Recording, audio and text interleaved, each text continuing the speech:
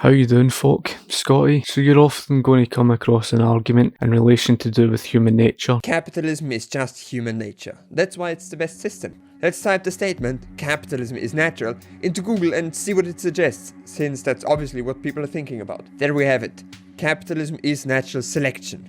And that's an actual argument used by many supporters of capitalism for why it's a natural system. It is true, capitalism is a system of meritocracy, and basically capitalism will reward those who work harder, have better skills, etc, etc. It's really all down to the individual themselves, and I can see obviously why people will go down the road of this argument. Since capitalism includes natural selection, it follows the laws of Darwin, which makes it natural. On the surface, this idea seems to hold water. Capitalism famously takes companies and individuals, ideally as many as possible, and makes them compete on the free market. They compete for customers if they're companies and for jobs if they're individuals. So everyone is constantly competing, which is natural and the best way society can be run. Well, I'd argue it's definitely not the best system.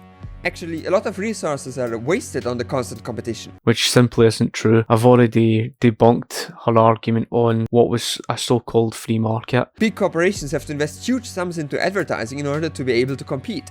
Ha, you may say. This is an advantage of competition because it means that the companies have to constantly innovate and create new and better products for the people. This is a very common argument as well, and as luck would have it, I already made an entire video on why the free market doesn't cause innovation. Again, folk, I've already done a response on the innovation argument and debunked that argument as well. She doesn't even understand. In short, it doesn't because adverts are cheaper. So competition is expensive and usually doesn't even produce innovation. At this point you may already be questioning why we even bother with competition, and the usual answer isn't that we use it because it's the best system, but because it's the best current system we have. Well, the two things that prevent monopolies from forming in the first place, competition and consumer choice. Now, the reason why monopolies exist today is because competition has been limited, it's been restricted, and much of it's been destroyed. That's why we're living under this monopolistic system to begin with, because we're not living in a free market. A free market is fiercely competitive, and it's that will prevent the monopolies from forming. They're not going to be as efficient because they're not up against competition or that, and you can see much of that inefficiency today. People rarely argue that capitalism is the best system to ever be able to exist. They prefer to argue that it's the best system we have. Many of these people who make those arguments don't even understand what capitalism is to begin with. Many of those people who make those arguments defend the mixed economy. It depends on who you're speaking to, because when you're speaking about capitalism, you're speaking about the free market economy. They are correct, however, in saying that capitalism is the best system there is. This goes hand in hand with the fact that every 5-year-old already knows that socialism supposedly killed at least 1 petabyte of the people in the USSR. Of course, that's not really true, and I made a video on that one as well. You know, it's truly remarkable, folk. Again, it goes down this road of the severe denial of these socialists like this of Viki. She's trying to say that the Holodomor only happened because of poor weather conditions or something. It completely ignores the recorded history of what Stalin did. The millions who were shot dead, and of course those who were starved to death. It was a brutal regime. So the current argument goes, capitalism is the best system because socialism is bad, because it kills people, and at least capitalism doesn't do that. There are two problems with this statement. One is that the deaths caused by socialism are usually greatly exaggerated, as I mentioned before, and the other is that capitalism isn't the perfect system either. Again, it's just nonsense. The death toll of socialism has not been over-exaggerated. Reality is the centralisation of agriculture led to the deaths of countless millions of people, and millions were massacred at the hands of socialism. I don't think anybody has ever said that capitalism is a perfect system, but any time I have seen socialists trying to pin the blame off onto capitalism for what collectivism has done is when they turn to that of regimes like fascism, anything to do with Nazism, imperialism, colonialism, all of these collectivist systems. What's that got to do with an individualist system like that of capitalism? Many people die each year because capitalism isn't able to support them. And yes, of course I've made a video on that as well. And with the argument part of the statement refuted, there isn't anything left besides capitalism is the best system. Also, this argument assumes that there are no other systems than socialism and capitalism, which is a little odd considering capitalism as we know it wasn't invented until the late 1770s. Capitalism goes back 4000 BC. Capitalism goes back to the first days of barter. It might not have been called capitalism at the time, but it was known as meritocracy. Is capitalism natural because it features competition? Well, not really. Of course, competition is very common in nature, but oftentimes it doesn't take place between members of the same species. For example, plants will intentionally avoid the leaves of other plants of the same genome, so they don't need to waste energy competing for nutrients or sunlight. This can be seen all over the animal kingdom as well. Fish move in swarms because that's the safest for them. They don't invest energy into changing their color so that predators will eat the other fish first. Folk, Viki is going down the road of comparing this to do with wildlife and marine life to this of human beings. She doesn't acknowledge the fact that part and parcel of human nature is that we are self-interested. Of course, the marine life, and they're fascinating, they're very intelligent, they can be, but of course human beings are very complex. It's as if to say that, this self-interest was just indoctrinated into us. That's the argument that communists are trying to make. They're trying to say that you weren't born this way, and that the only reason why you became self-interested was only because you were indoctrinated that way. And that's a communist argument, by the way. That's 100% a communist argument. It's a communist argument. Not even an if, a but, or a maybe. It derives from the argument on trying to create the new man. What they're trying to say to you is, they're trying to say you were somehow indoctrinated into being somehow different, somehow having your own self-interest. You were indoctrinated into that. Therefore, because you were indoctrinated into it, that somehow we can then go about in creating the new man. One person makes the food and everyone gets to eat it. People don't fight for it or compete. People cooperate and everyone profits. And of course, in exchange, the other people around the table will do the housework. But what they won't do is ask to be paid for that. Oh, here we go again, folk. To do with this whole thing of paying up and basically being paid wages for doing stuff. It's so childish. Out there in the world today, never mind just people who support capitalism, just people in general, socialists in fact, many of them support that of a higher minimum wage. You show me people who would want to work for a 100% income tax rate. You won't find many people like that. Hell, you even saw France break out in riots because of the higher tax rates that were being imposed upon them. That's a very socialist-minded country. They broke out in riots as a result of it. We even saw Denmark set their own tax administration building on fire. You see, here's the real world, folk. There are jobs out there that we don't want to do, that need to be done, right? Because we depend upon it. Not unless you want to get rid of everything, go back to living like we did in the 1700s, and that would mean we'd have to work for more than 80 hours per week, because you'd no longer have the machinery, all the capital, etc. allows us to survive and allows us to sustain the population that we have. So hypothetically speaking, if we go back living like that, life would be miserable. Who's going to do those types of jobs? All these labour intensive jobs, because there's many of them. There's even long distance lorry driving. Are you telling me that these people want to just go and do those types of jobs for free? Let's take a step back and look at what humans are. Not specifically now, but what they were made for. Back in the environment of evolutionary adaptation, the EEA. It was the last time humans evolved naturally. If we want to determine if capitalism is human nature, it wouldn't make sense to look at what this nature is.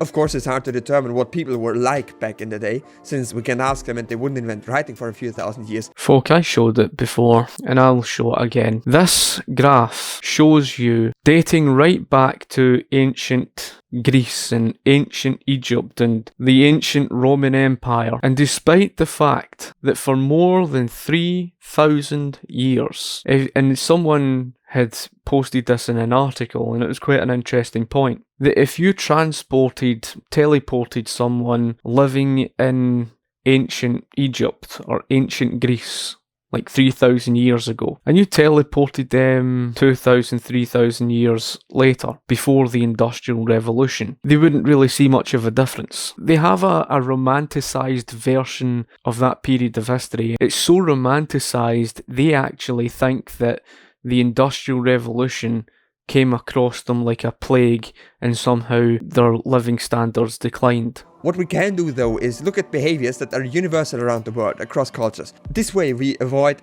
accidentally concluding that women must naturally want to wear skirts just because some cultures do that. A core feature of humanity is the highly developed social ability. People are incredibly good at learning and remembering faces and keeping track of many social relationships. These relationships are incredibly important to humans, which is why prolonged solitary confinement is considered a very severe punishment, even torture, in every culture. Folk, it doesn't make sense what she's going on about now. She's going on about social interaction, and what's that got to do with anything? You do not require collectivism in order to have social interaction. It really is mind-boggling, to say the least. It's basically saying to you that because of competition, then somehow this is anti-social. Whoever believes that, it's so unfathomable. It really is irrational, to say the least. And it's outlawed in many countries for that exact reason. So, the first thing is that humans are social. The next one is that humans are community-oriented. Those might sound similar, but hear me out. Being social means wanting to be around other members of the same species.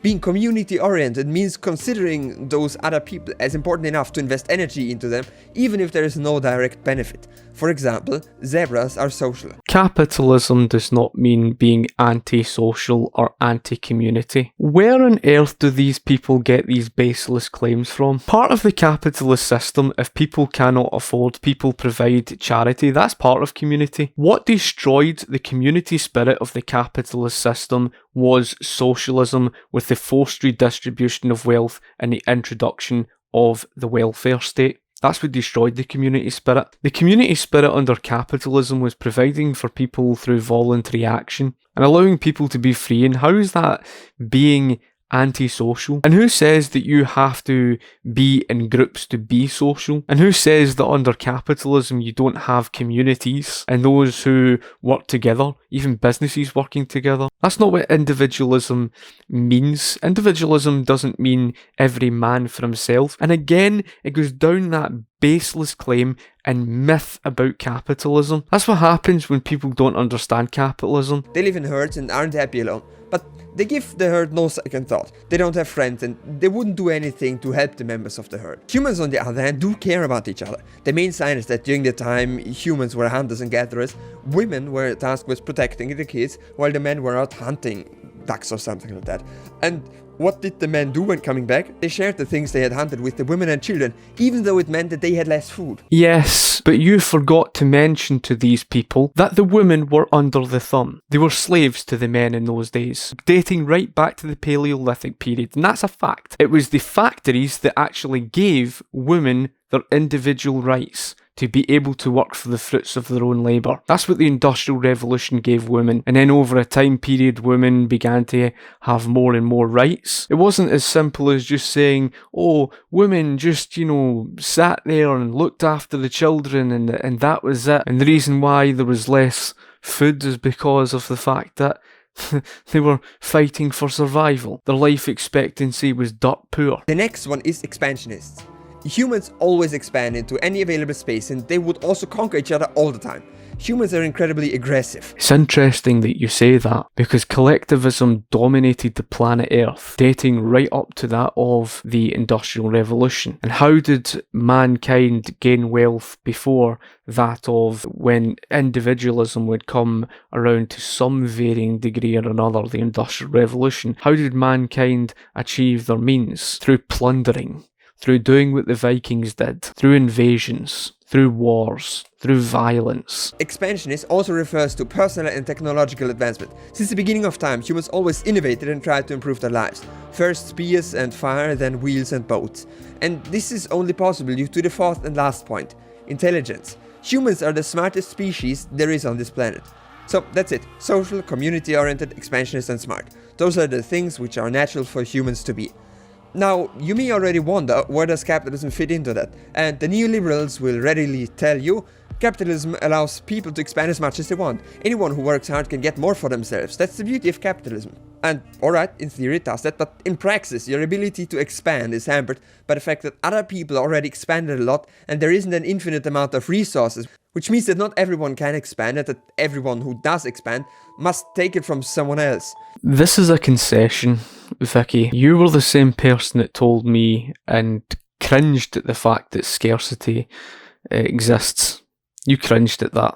But there you are in a concession, stating the fact that resources are finite. Well, there you have it. You can't buy gold without taking it from someone, and you can't make more money than your body produces without taking it from someone else. That someone cannot expand then, can they? But for the hell of it, let's assume that capitalism really does allow people to improve their lives if they just work hard and long enough. Does this make it the most natural system? Let's look at the rest of the human features and see how well they do in capitalism. Let's start with smarts. Humans are smart, but not naturally so. People need education in order to be able to use their intelligence. If Newton was born into poverty, he wouldn't have been able to invent calculus. So, since capitalism is so natural, it would seem obvious that it has to allow everyone who wants to become as smart as they want to be. As a result of what your collectivism did, your collectivism basically subordinated the individual's rights. There was no individual rights, and we saw this in Scotland. In fact, so much so that they dumbed the entire population down, kept them in the dark, restricted them from being able to freely read or write. And when did this change begin that you would start to see all of these innovators and great minds like that of Adam Smith and Robert Louis Stevenson and Robert Burns, who was homeschooled by his father, etc.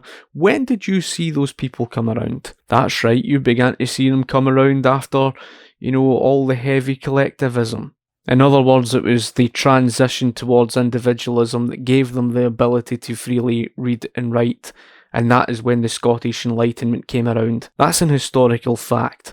The Scottish Enlightenment, Scotland became the world leaders of medicine and education. Isn't it such coincidence that came around at the same period as the transition towards individualism, moving away from collectivism that dominated the planet?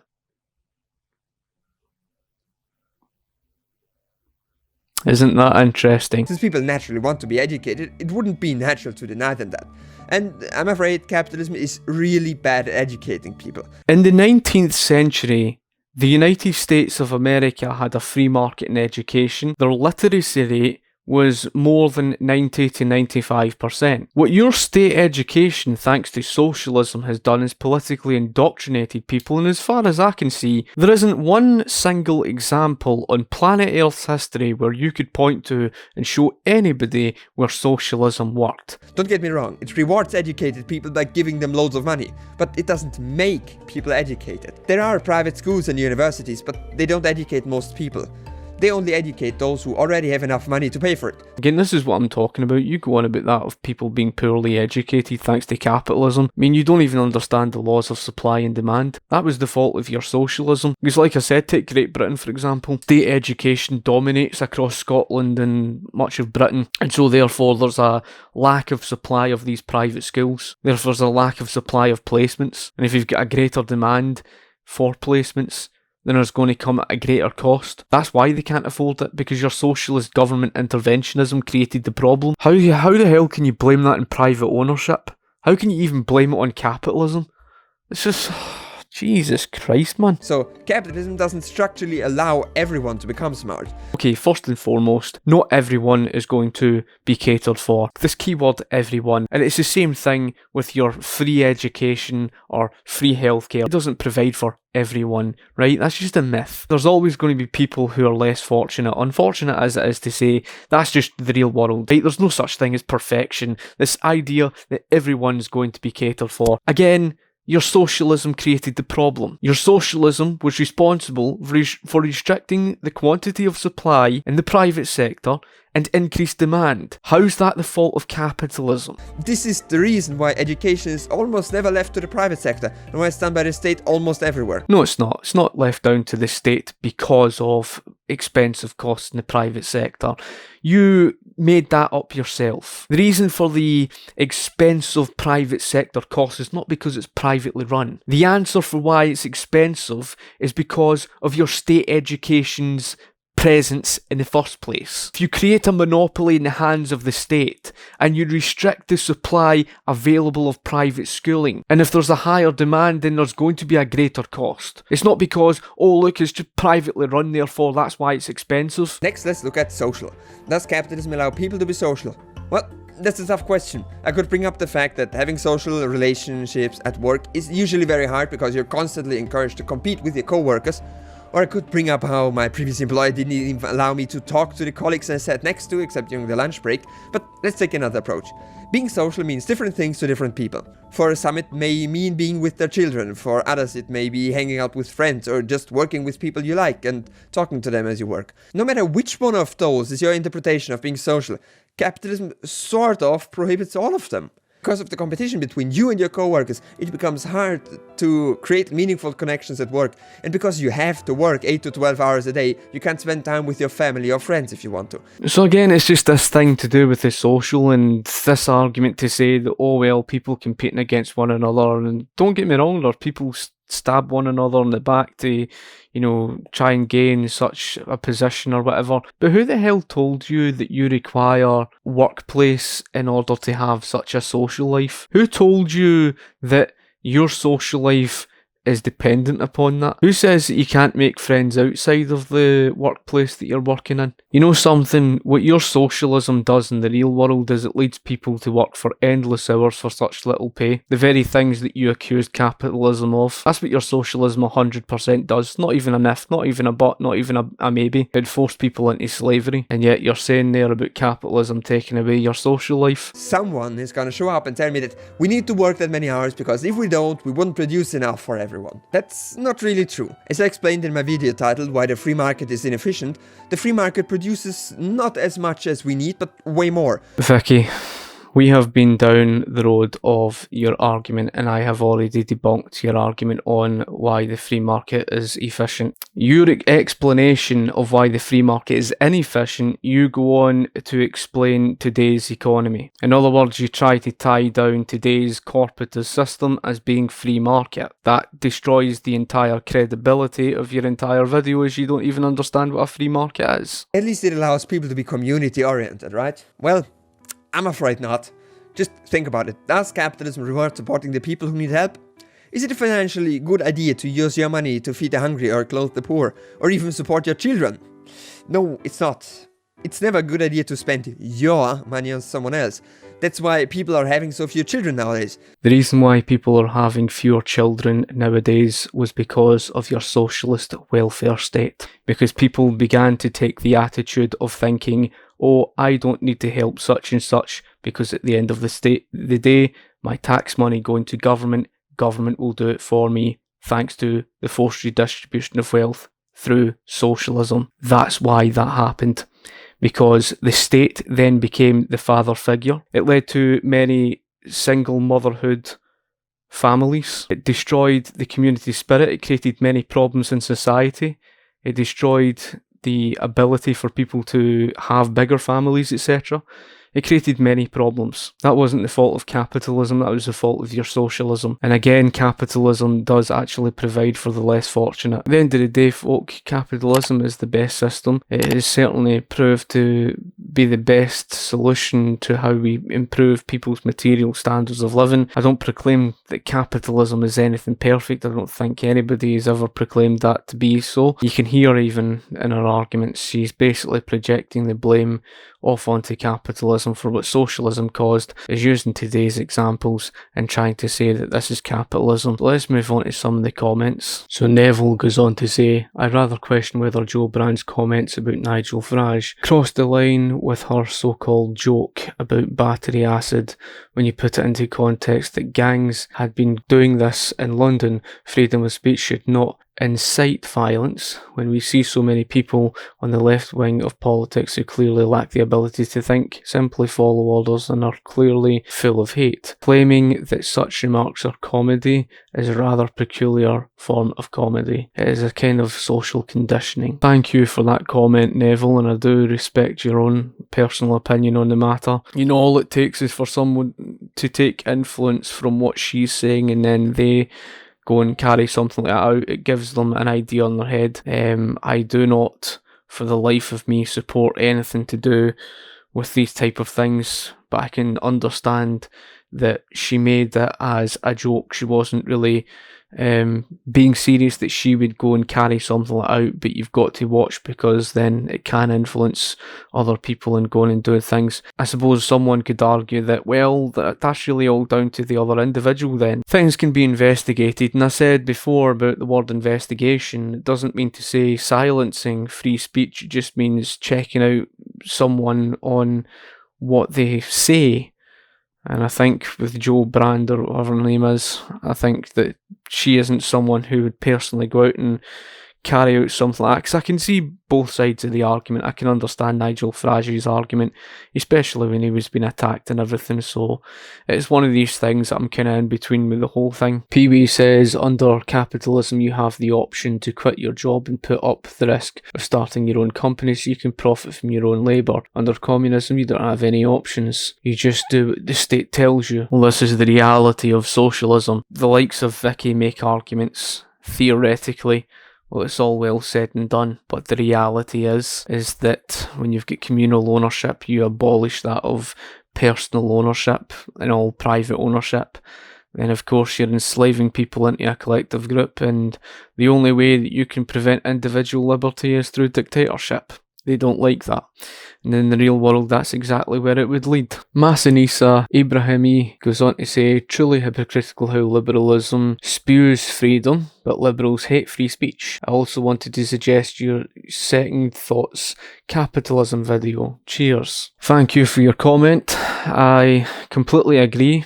I don't even call them liberals. Perhaps their social values are somehow liberal, but in terms of them supporting anything to do with socialism, etc., it certainly is not liberal, as they like to think they are. And you're absolutely right. When they seek to disband you of your right to speak your free mind, there's nothing liberal about it. The reason why they need to try and, silence you is because they know they can't win the argument. They're incapable of beating anybody who understands economics and have got reasonable arguments, is why they need to silence you. If socialists, and that's one thing I can respect about Viki, to be honest with you, she's someone who can at least put up an argument, at least try and actually attempt to make an argument.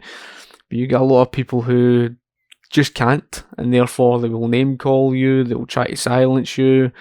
It's just like why I get, many 30-day bans on Facebook, etc. It's just one of those things. Anyway, folk, thank you for watching my video. I hope it's been educational enough for yourself. If you get anything you would like to add yourself, comment in the comment section below and I'll be sure to get back to you. Thank you for watching. I shall talk to you later. Cheers.